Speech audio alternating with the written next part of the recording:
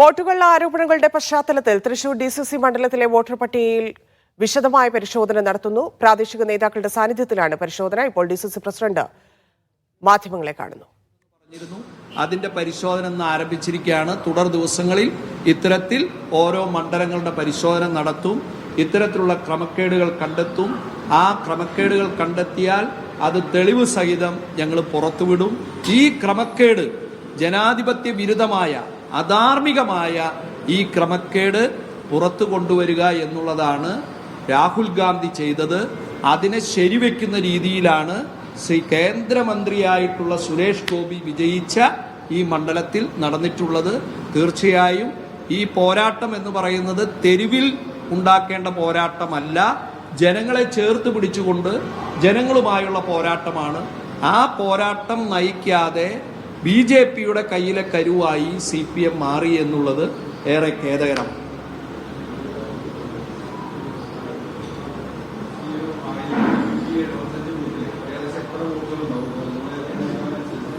ഞാനിത് മുന്നേ സൂചിപ്പിച്ചതാണ്. ഞങ്ങൾ കൊടുത്ത പരാതികൾ അനുസരിച്ച് ഏകദേശം ഒരു ബൂത്തിൽ ഇപ്പം ഞങ്ങൾ ആദ്യം കൊടുത്ത ബൂത്ത് നമ്പർ 30 അവിടെയാണ് ഈ ക്യാപിറ്റൽ വില്ലേജ് ഉൾപ്പെടെയുള്ള ഫ്ലാറ്റുകളുണ്ട്. അവിടെ ഏകദേശം ഞങ്ങൾ 45 പരാതികൾ കൊടുത്തു. സ്വാഭാവികമായും ഇത്തരത്തിലുള്ള പരാതികൾ ഉണ്ടാകാം. 65,000 അപേക്ഷകളാണ് ഇവർ കൊടുത്തത് എന്ന് പറയുന്നു, വോട്ട് ചേർത്തിയതെന്ന് ഇവർ അഭിമാനപൂർവ്വം പറയുന്നു. അപ്പോൾ സ്വാഭാവികമായും ഇത്തരത്തിൽ ക്രമക്കേടുകൾ ഉണ്ടായിട്ടുണ്ടെങ്കിൽ അത് നമുക്ക് 1279 ബൂത്തുകളിലേക്ക് നോക്കുമ്പോൾ കാര്യമായ ഒരു ക്രമക്കേട് ഈ നിയോജകമണ്ഡലത്തിൽ നടന്നിട്ടുണ്ട്.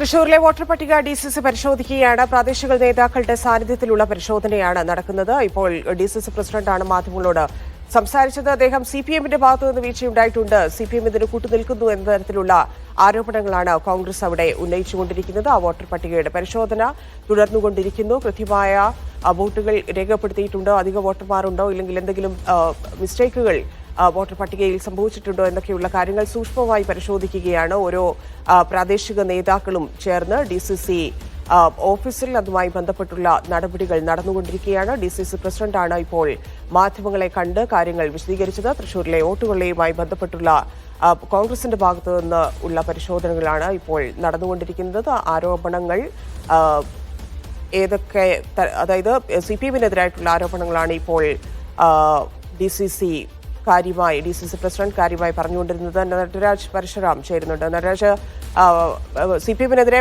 ഗുരുതരമായിട്ടുള്ള ആരോപണങ്ങൾ DCC അധ്യക്ഷൻ പറയുന്നുണ്ടായിരുന്നു. പരിശോധന ഇപ്പോഴും തുടരുകയാണോ? എന്തൊക്കെ കാര്യങ്ങളാണ് പരിശോധിക്കുന്നത്?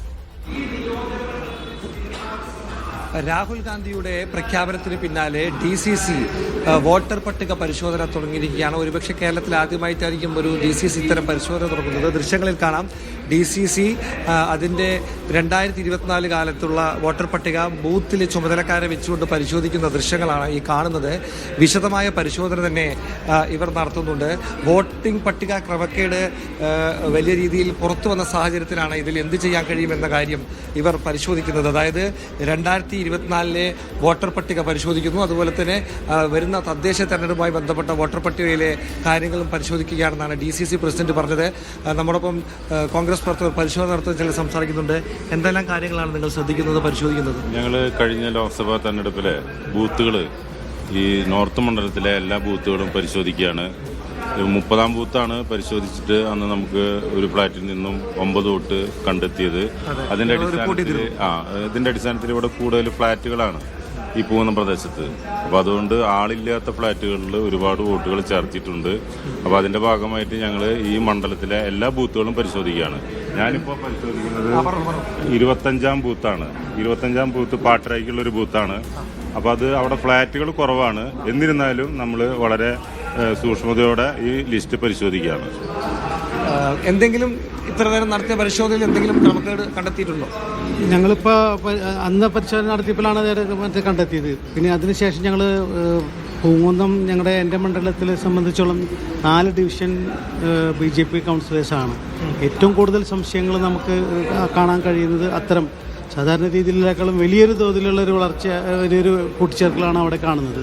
ഏത് ഭാഗമാണ് പറയുന്നത്? അത് നമ്മൾ കോട്ടപ്പുറം വരുന്ന ഭാഗങ്ങളുണ്ട്, പൂങ്കുന്നത്തിൻ്റെ ഭാഗങ്ങളുണ്ട്, അതുപോലെ തന്നെ പാട്ടരായ്ക്കൽ വരുന്നുണ്ട്, തേക്കിൻകാട് വരുന്നുണ്ട്. തേക്കിൻകാടെല്ലാം വളരെയധികം നമുക്കിപ്പോൾ കണ്ടുവരുന്നുണ്ട്. അതെല്ലാം ഇപ്പോൾ അവിടെ ഫ്ലാറ്റുകളുണ്ട്. അപ്പോൾ അതിൽ പരിശോധന നടത്താണ്. പക്ഷെ അവിടെ അകത്ത് കയറി നമുക്ക് അവിടെ താമസക്കാരുണ്ടോ അത് വിവരങ്ങൾ അറിയാനാണ് ഇപ്പോൾ ബുദ്ധിമുട്ട്. ഞങ്ങൾ എന്തായാലും ടോട്ടൽ ലിസ്റ്റ് എടുത്തിട്ട് അത് ചെയ്യുന്നതായിരിക്കും. എന്താണ് ഇക്കാര്യത്തിൽ നിങ്ങൾക്ക് പറയാനുള്ളത്? ഏത് ലിസ്റ്റാണ് നോക്കുന്നത്? ഇതിപ്പോൾ നമ്മുടെ 30-ാം ബൂത്ത് ലിസ്റ്റാണ് നോക്കിക്കൊണ്ടിരിക്കുന്നത്. അതിലിപ്പോൾ നമ്മൾ ഓൾറെഡി പരാതി കൊടുത്തിട്ടുള്ളവരൊക്കെ നമ്മൾ ലിസ്റ്റ് എഴുതി കൊടുത്തിട്ടുണ്ട്. പിന്നീട് വന്നിട്ടുള്ളത് പിന്നെ ഈ ടോപ്പ് പാരഡൈസ് എന്ന് പറയുന്നതിൽ ആലത്തൂർ മണ്ഡലത്തിലുള്ളവരാണത് ഈ കാണുന്ന 3 പേര്.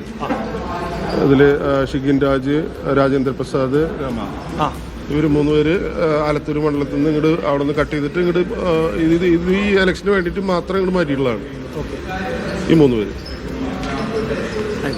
എന്തായാലും പരിശോധന നടക്കട്ടെ. ഇക്കാര്യം ഇതൊരു പ്രാഥമിക പരിശോധനയാണ്. ഇക്കാര്യം സ്ഥിരീകരിക്കണമെങ്കിൽ നമുക്ക് തുടർ പരിശോധന നടക്കണം. എന്തായാലും DCC അത് നടത്തുന്നുണ്ട്. അതിനുശേഷം ഇതിലെ പരിശോധനാ ഫലങ്ങൾ ക്രോഡീകരിച്ചുകൊണ്ട് വീണ്ടും ഒരു പത്രസമ്മേളനം DCC അധ്യക്ഷൻ നടത്തും. അതിലാവും ഇതിലെ പരിശോധനയുടെ ഫലങ്ങൾ വ്യക്തമാകും.